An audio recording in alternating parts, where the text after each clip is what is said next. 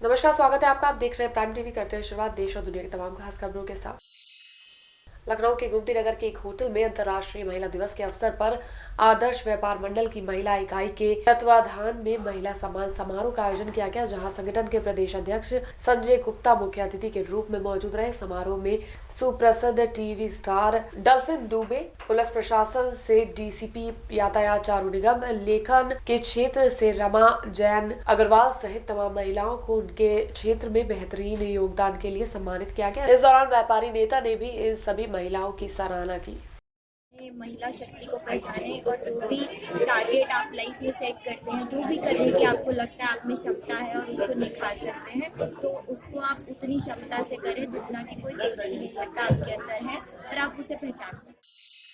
अलीगढ़ के खैर तहसील में तैनात एसडीएम ने हौसले की मिसाल पेश की। दरअसल एसडीएम अंजुम भी दिव्यांग है, इसके बावजूद उन्होंने अपने पीसीएस बनने के सपने को पूरा किया। अंजुम बी ने बताया कि उन्होंने अपनी जिंदगी में काफी उतार चढ़ाव देखे। उनके संघर्ष भरी जिंदगी में भी उनकी मां ने बखूबी साथ निभाया। मिडिल क्लास फैमिली होते हुए एसडीएम की मां ने अपने 3 बच्चों को बेहतर शिक्षा दी है। को पढ़ाने में ज़्यादा फेवर नहीं करते हैं। मैंने भी उन चीज़ों को फेस किया, बट मन में अंदर बहुत लगन थी। इसमें मैं सबसे पहले तो अपनी माँ का नाम लेना चाहूँगी। मेरी मदर की बहुत ख्वाहिश थी कि उनके सारे बच्चे पढ़ें। हम 8 भाई बहन हैं, जिसमें से 5 भाई और हम 3 बहनें हैं।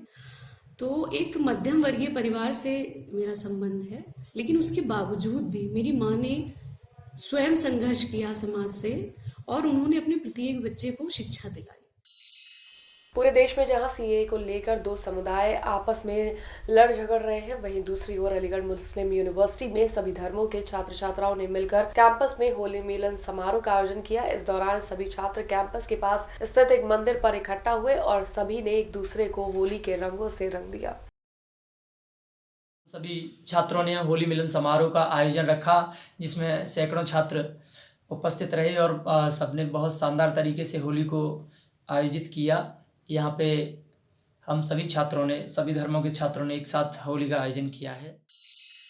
अयोध्या में निर्माण श्रमिकों की बेटियों के विवाह के लिए श्रम सेवा योजन और समन्वय विभाग की ओर से सामूहिक विवाह समारोह का आयोजन किया गया। इस दौरान श्रम मंत्री स्वामी प्रसाद मौर्य की जिंदगी में कुल 507 जोड़े शादी के बंधन में बंधे। सभी जोड़ों को कन्या विवाह सहायता योजना के तहत 75 हजार रुपए की आर्थिक सहायता भी दी गई। बता दें कि इनमें से 10 जोड़े मुस्लिम समुदाय के थे, जिनका पारंपरिक तरीके से मौलाना की मौजूदगी में मेहर की रकम तय हुई और 3 बार निकाह कबूल किए जाने की रस्म पूरी कर निकाह संपन्न कराया गया।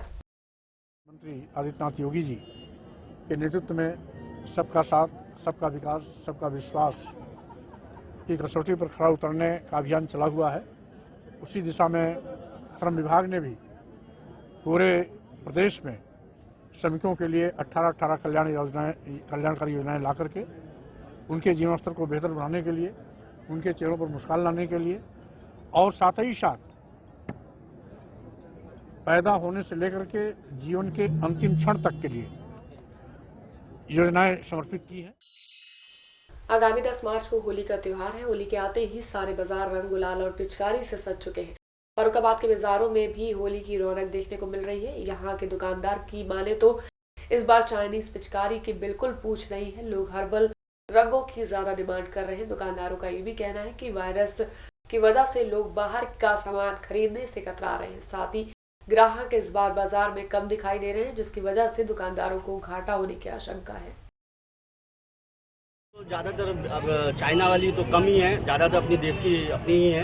और मौसम की मार है। मौसम की मार की वजह से लोग मार्केट में कम निकल रहे हैं और ख़रीदारी कम कर रहे हैं। इस वजह से धंधा जो है थोड़ा उतना अच्छा नहीं है। और शायद मौसम खुलेगा, धूप निकलेगी तो मौसम अच्छा होगा, धंधा भी अच्छा होगा।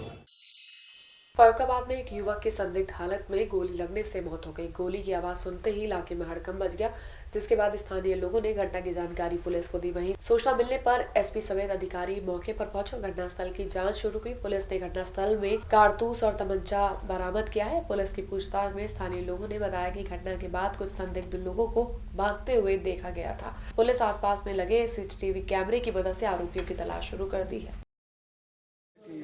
तमंचे से गोली मारी गई है और तमंचा भी बगल में पड़ा है। किन परिस्थितियों में गोली मारी गई और कैसे मारी गई, उसने स्वयं मारा है या अन्य कोई बात है, इसकी छानबीन की जा रही है और ये पता चलेगा।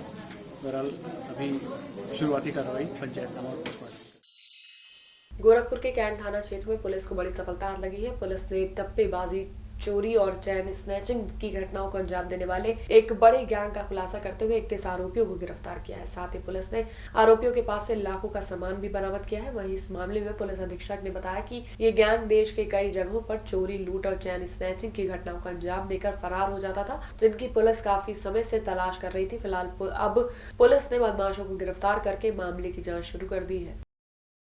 पूर्व आपराधिक इतिहास को भी पता किया जा रहा है और इनके द्वारा कई जनपदों में इस प्रकार की घटनाएं की गई थी। ये 29 तारीख को गोरखपुर आए थे और यहाँ से फिर इन्होंने 3 इनोवा गाड़ियाँ हायर की। उसके बाद ये कई जनपदों से होते हुए मथुरा पहुँचे थे।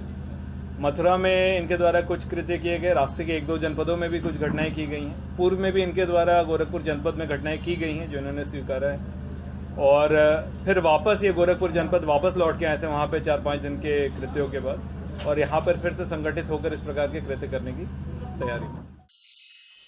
हरदोई के टडियावा थाना क्षेत्र के शिकरोहरी इलाके में एक युवक ने शराब के नशे में दिन दहाड़े फायरिंग की, जिससे क्षेत्र में दहशत का माहौल बन गया। इस घटना की सूचना जैसे ही पुलिस को मिली तो उन्होंने तुरंत कार्रवाई करते हुए आरोपी युवक को गिरफ्तार कर जेल भेज दिया है। पुलिस को पकड़े गए अभियुक्त के पास से एक बंदूक, कारतूस और खाली खोखा बरामद हुआ है। हरदोई में सिपाही की लाइव पिटाई का वीडियो जमकर वायरल हो रहा है। बता दें कि मल्लावा कोतवाली में तैनात हेड कांस्टेबल पर नशे में युवतियों से रोडवेज बस में छेड़छाड़ करने का आरोप लगा है, जिससे लोगों ने जमकर पीटा। मारपीट में हेड कांस्टेबल समेत कई लोग जख्मी हो गए। इसके बाद पीड़ितों ने सिपाही के खिलाफ थाने में तहरीर देकर मामला दर्ज कराया। वहीं सीओ ने बताया कि मामला दर्ज कर जांच और कार्रवाई शुरू कर दी गई है। संभल के बबराला राजघाट के गंगा नदी किनारे होली मिलन समारोह का आयोजन किया गया, जहां डीएम, एसपी समेत कई आला अधिकारी मौजूद रहे। इस मौके पर वृंदावन से आए कलाकारों ने कई सांस्कृतिक कार्यक्रम प्रस्तुत किए, जिसके बाद शासन की तरफ से पूर्व में गंगा यात्रा के कार्यक्रम को सफल बनाने के लिए कई अधिकारियों को सम्मानित भी किया गया, जिसमें मुख्य विकास अधिकारी और डीपीआरओ भी शामिल है। कार्यक्रम के अंत में सभी ने एक दूसरे को गुलाल लगाकर जमकर होली का त्योहार मनाया। जो सरकार द्वारा तमाम जो कार्यक्रम चलाए जा रहे हैं, जो योजनाएं हम चला रहे हैं, उसका प्रचार प्रसार करने के लिए और मां गंगा को स्वच्छ करने के लिए हम लोगों ने 27 जनवरी से 31 जनवरी के बीच इस गंगा यात्रा को भव्य रूप में अपने जिलाधिकारी महोदय के निर्देशन में पूर्ण कराया था।